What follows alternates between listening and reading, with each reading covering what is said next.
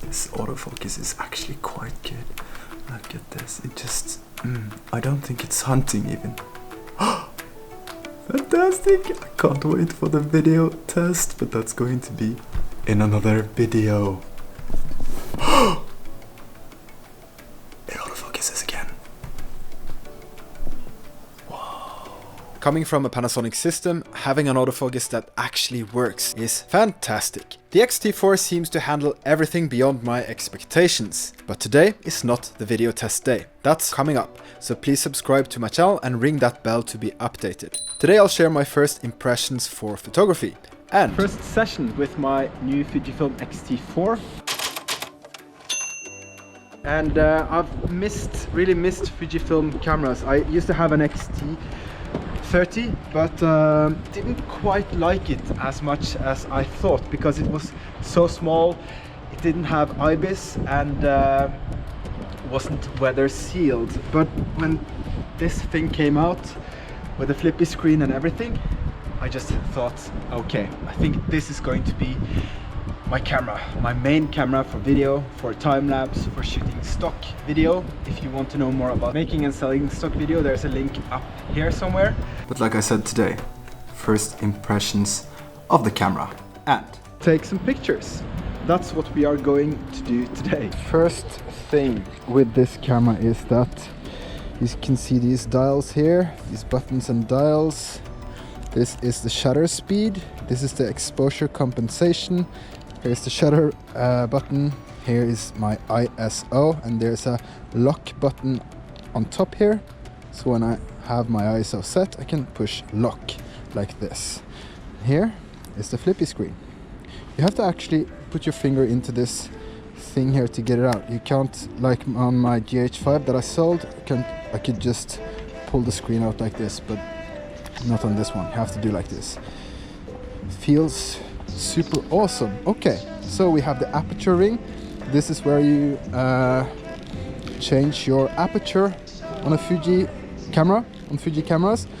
Some people like it, some people don't. I'm one of the people that likes this. It just feels more like how it was back in the day. Okay, I'm going to choose, let me sit down for this. I'm going to the menu, and for my street videos like this, I shoot in normal plus raw. So I have the raw files, but I also want just a JPEG straight from camera. And for today, I'm going to shoot in a standard picture profile. Today I just want to see how it handles, and yeah, I'm really looking forward to this. New camera, new Fujifilm XT4. So I'm going to start with f2.8, set the shutter to automatic and my ISO to 800. I think that's a good start. And there's just around the corner here is a good spot to start.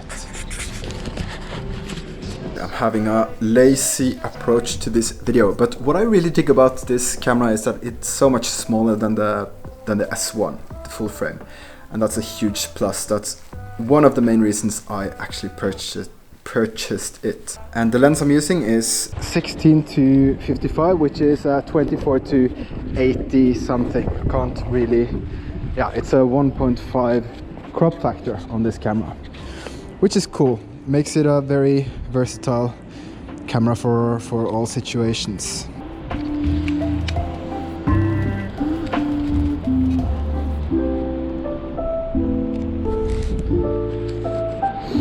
So, yeah, it's so sharp. It's so sharp. It's very good. Very good indeed. Okay, I want a darker background for these photos, so I think this is cool. I can sort of align everything up like this. Yeah, this is a nice image. Nothing new here, but for a test run with the Fuji XT4, this is a good area. A lot of things to play around with. Cha-ching, cha-ching. this more interesting. Maybe like this. These are just random photos straight from the session, straight from camera using the standard picture profile.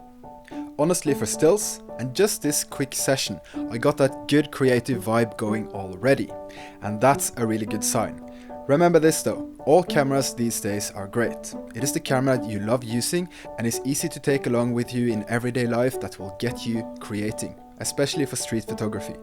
As I've said before, I'm not big on specs, etc. I just want one camera for everything I want to use a camera for. And at the end of this week, possibly sell my Panasonic S1, the full frame.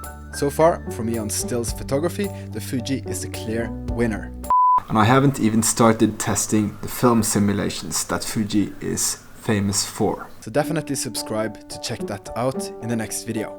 Okay, so one of the things that I noticed now is the shutter button. That's what I didn't like about the Fujifilm or the XT30 when I had that one, is that you have to, it seems a bit loose, but you can get an extra, like a hat for this thing. I had a red thing that I can screw onto the shutter button on my XT30, so I'm definitely going to get that. That seemed to help, and there is the same thing here on this one, so it's not a showstopper at all. It's just something that I notice immediately. And for the handling, you can see here, this is significantly smaller than my Panasonic S1, which is the whole point of me downscaling, minimizing my gear. It sort of feels like 2 fingers under there, and it's not really gripping onto this, but it's just something you get used to, I think. The issue with the shutter button and the small grip I've grown used to. So it's just way better than the XT30, which is fantastic, because I did like the XT30, but it was just so small. Let's get a few more shots in and we shall call it a day for this first field test of the Fujifilm XT4. Here's a reflective shot I can test. Let's see how that goes. Yeah, that's cool. I like that. It's always a good idea to go low when you want to do these reflective shots. Let me see if I can show. Yeah, it's cool with the yellow line going there. I think that's cool. ISO 1000. No, we are going to have ISO 800. On my Panasonic S1, I mostly use the 50mm for street photography. Oh, this looks awesome. Oh, so sharp, and the autofocus is really fast as well.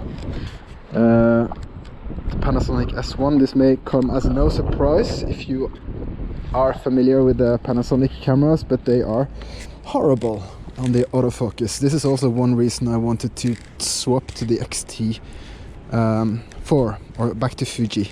This is cool. Look at this. Kind of like only missing a bird flying in the middle here. That would be awesome. It's so sharp, so good. Really like this lens. It's a bit heavy. I'm definitely going to get that 23mm f2.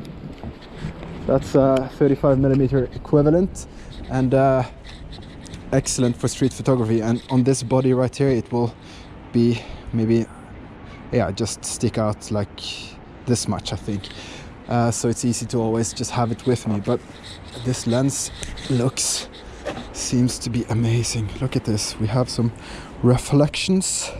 If you're following the channel, if you have been following my channel, you know I do like these reflections. And let's see here now. Boom. Can you see this? Let's see here. Maybe this is where I'll try the burst mode. Yeah, that's definitely where I'm going to try the burst mode. So here we go. Machine gun style. If I can just focus. Come on. Boom. above. Okay, that's it. I mean,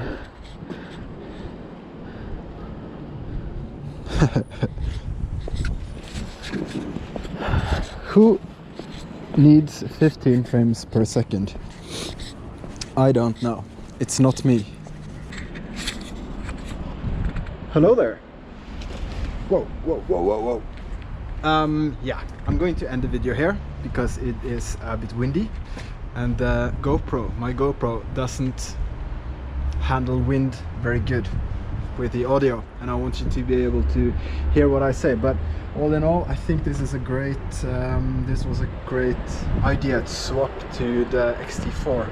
Thanks a lot for joining in, for checking out this video. I really appreciate it, and you can subscribe to my channel and support what I do. I travel full-time, and I travel minimalistic full-time and try to have as much creative punch as I possibly can. Also one of the reasons I swapped to the Fujifilm XT4, because when you have too much to carry, when you have too much gear, it just kills the enjoyment of creating.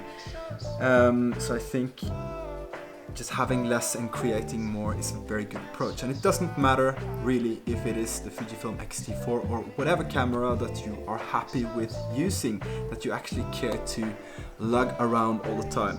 That's what matters. Tomorrow, or the next video, is going to be all about film simulations. I want to give you a lot more examples from that, so you can just use the JPEG straight from camera and upload to your Instagram or whatever. So that's it for now, boys and girls. See you hopefully in the next video. Bye bye.